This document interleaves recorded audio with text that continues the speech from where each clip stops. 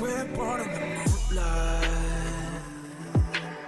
Ain't no fair to say. Can't breathe in the sunlight.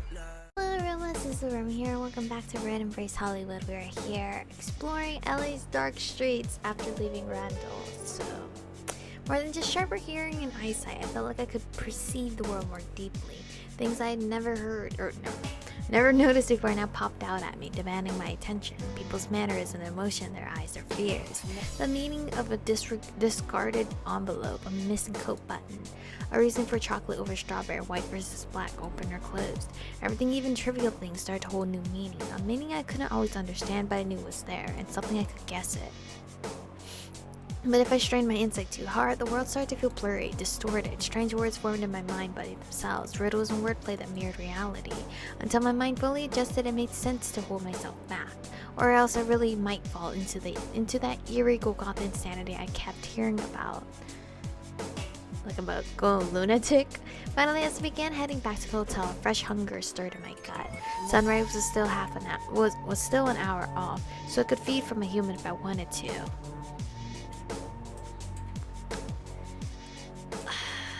I know I said I wanted to drink from humans, but I didn't want to drink from randomly from any human. I wanted it to be David, so should I just drink a blood pack until I can get to David? Is the question. We're gonna do that. We're gonna drink from blood pack until I get to get David into my route, so I can make him my pet, I guess. Even though Randal isn't all about the master shit. I shook my head. I wasn't ready to drink from another living thing. I just drank a leftover blood pack from my fridge. Alright. It didn't satisfy me nearly as much as warm blood, but it would have to do. Oh, I can't skip? By the time I returned to my hotel room, settling in for the night, everything was beginning to feel more natural. It was still bizarre to think I'd been turned into a blood-sucking pretty corpse, but I realized something important. My house didn't have to define my nature. I could use my house to better understand myself. Well, last row I said my house didn't define my nature. But maybe I could use my house this time to better understand myself. My palace was a reflection of how I was in life, or how I wanted to be. The mysterious vampire who sired me must have brought me into his house because we were similar somehow. By learning how other Golgotha acted, how they used their powers, I'd also try to learn more about myself, my true nature. I guess. As morning crept closer, I curled up on the bed to hide away from the sun, and resolved to keep that promise. With Randal? Randal? After all, undead or not, the week wouldn't last long in Hollywood. True. What is this? During the day I had a dream. Master, father of secrets. Those words attached to a thinly smiling face stood out to me in the dark. Ew, please don't be a blob. I knew he was waiting. Who? Andre? Fuck Andre. The night sky flickered past outside my car window, its stars almost invisible through all the light pollution. I was on my way to South Los Angeles, courtesy of Charisse's driver. He never said a word, which was slightly unnerving, but the circumstances didn't really lend themselves to small talk. Only a few days ago, Marcus and I had taken the same sedan to Hollywood Heights Hotel, and now here I was riding it again, rolled out like a bowling ball from Charisse's fingertips. Unlike my previous mission, I hadn't been given a lot to go on.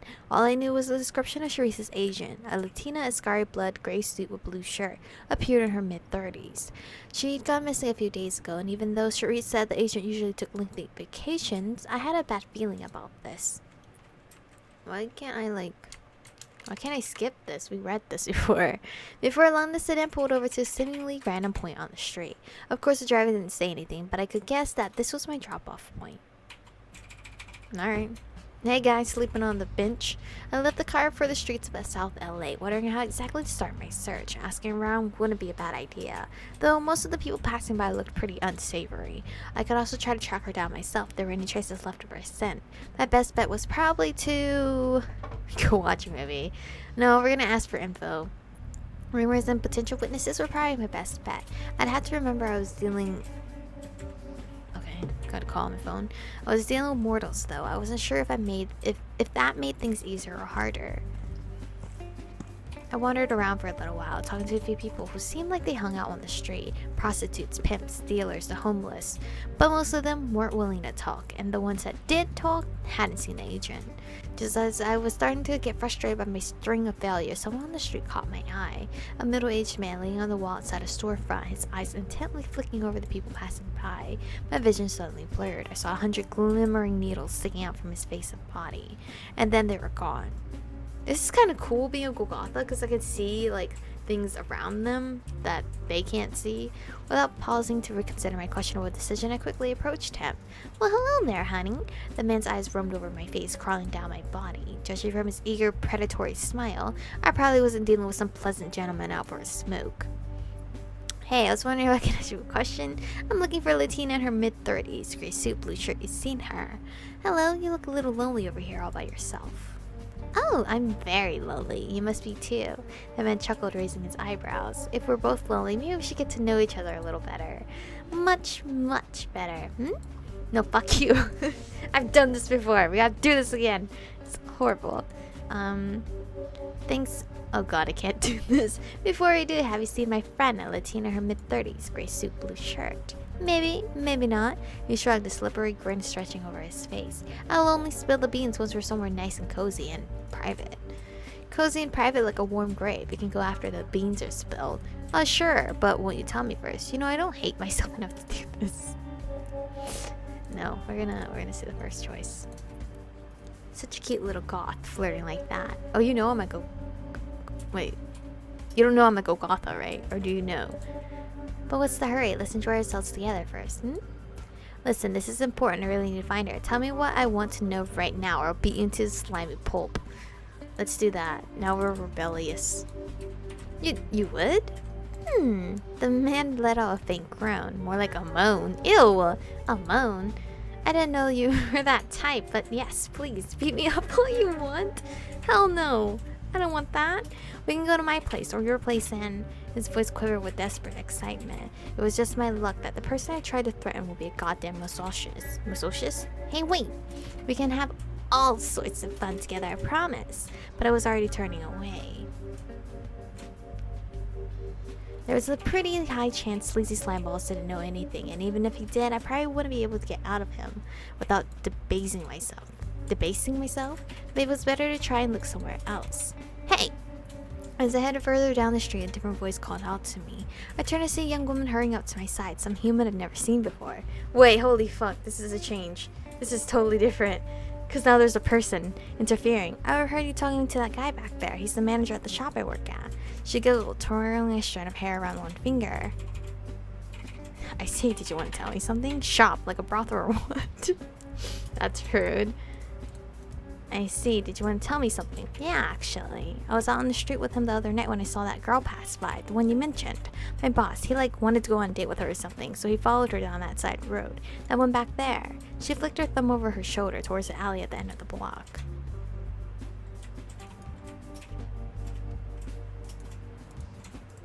Was someone with her? No, she was by herself, but she kept looking over her shoulder a lot.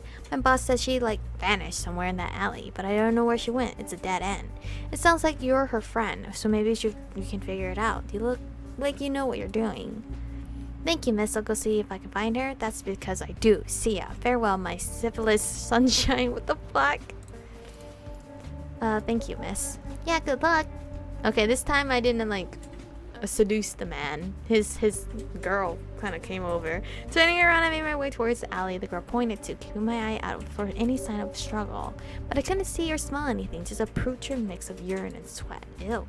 And when I wandered further in, I realized why they thought the agent disappeared. It was very much a dead end, except for the manhole leading to the sewers. If the agent was chasing someone or running from someone, it seemed like a perfect escape route.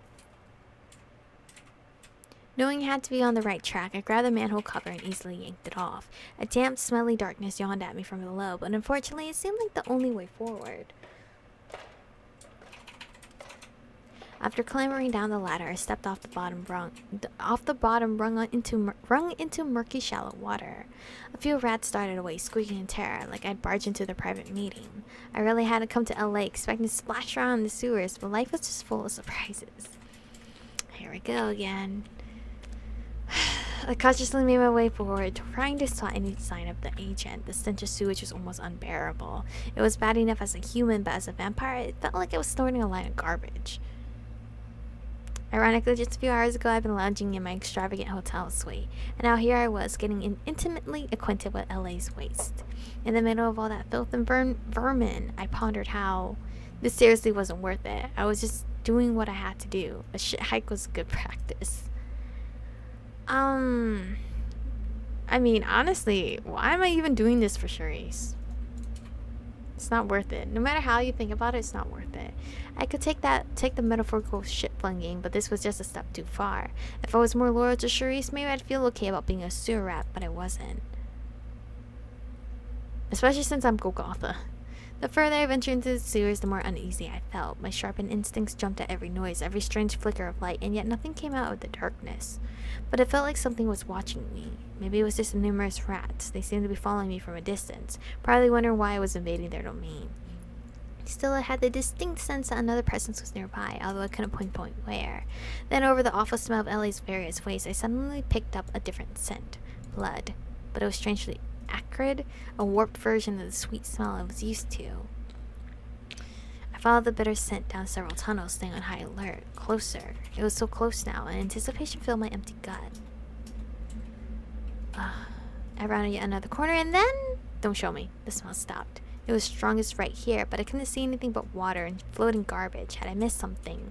Just as I was about to turn around, my gaze fell on a ruined TV lying on a pile of clothes. It looked unnatural, out of place, and the water around it was a different color. But as I stared at the TV set, I slowly realized I wasn't looking at someone's discarded trash. The screen was torn out, but instead of exposed wires inside it, I saw a mangled head, which is fucking scary.